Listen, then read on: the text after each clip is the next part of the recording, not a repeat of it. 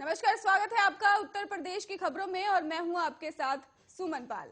एटा के जिले में भी आपको बता दें कि एमजीएम मैदान में ही रविवार को मुख्यमंत्री योगी आदित्यनाथ चुनावी सभा करेंगे और शुरुआत जलेसर के घट्टे से ही करेंगे।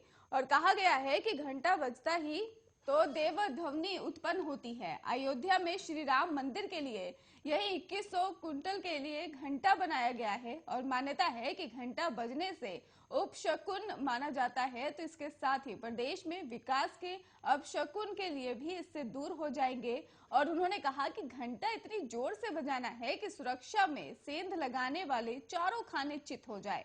लोगों को धार्मिक रूप से जोड़ते हुए कहा कि पहले बाजारों में बमबाजी होती थी, कर्फ्यू लगाए जाते थे, अब कावड़ यात्रा निकलती है, बम बम हर हर के जयकारे लगते हैं। कहा कि यहाँ के क्रांतिकारियों ने ही आजादी के आंदोलन में काफी योगदान दिया।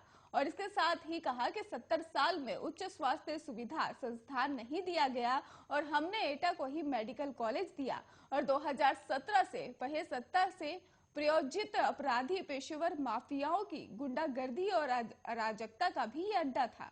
2017 के बाद उन माफियाओं की संपत्ति पर बुलडोजर चला, संपत्ति जब्त की गई। पहले की सरकारें की संवेदनाएं माफियाओं के साथ थी और इससे जलेसर को ही डार्क जोन बना दिया गया था।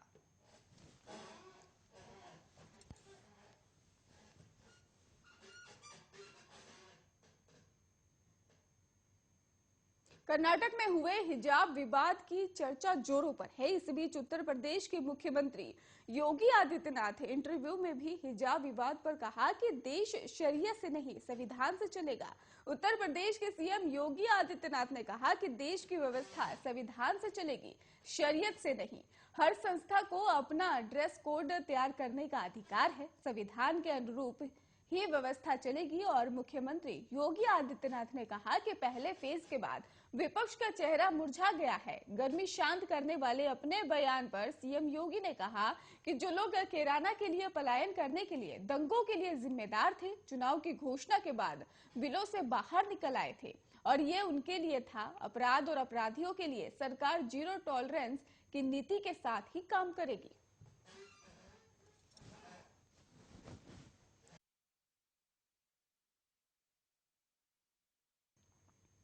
राष्ट्रीय अध्यक्ष और पूर्व मुख्यमंत्री अखिलेश यादव ने शिकन्ना राव के कीड़ा मैदान में ही चुनावी सभा को भाजपा पर ही निशाना साधा है जमकर। और इसके साथ ही अखिलेश यादव ने कहा कि डबल इंजन की सरकार में भ्रष्टाचार बढ़ गया है।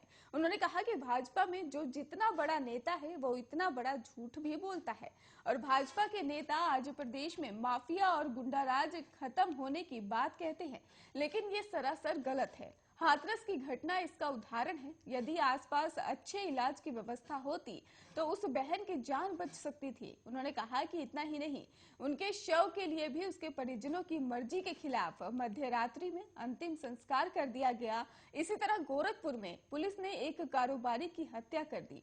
पूर्व मुख्यमंत्री ने कहा कि आज सांड लगातार लोगों की जान ले रहे हैं और उन्होंने कहा कि यदि प्रदेश में सपा की सरकार बनी तो जिन लोगों की मौत आवारा गोवंश की वजह से हुई है, उनके आश्रितों को ही आर्थिक मदद भी दी जाएगी।